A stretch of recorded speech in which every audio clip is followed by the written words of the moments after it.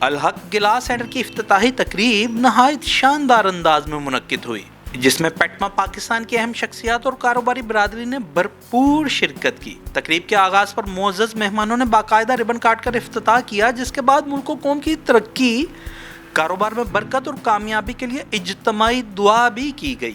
تقریب کے میزبان محمد شفیق کمبو نے آنے والے تمام مہمانوں کا پرتپاک استقبال کیا اور ان کی آمد کو اپنے لیے اعزاز قرار دیا۔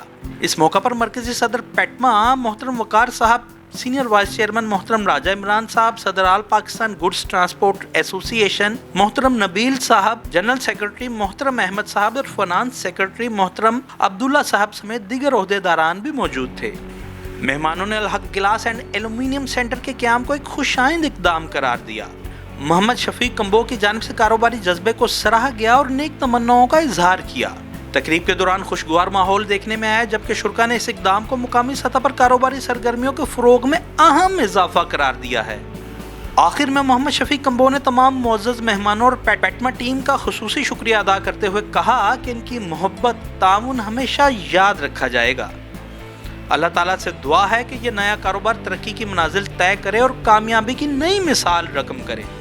کیمرہ ٹیم کے ساتھ شاہد اقبال، لاہور 24 نیوز، لاہور۔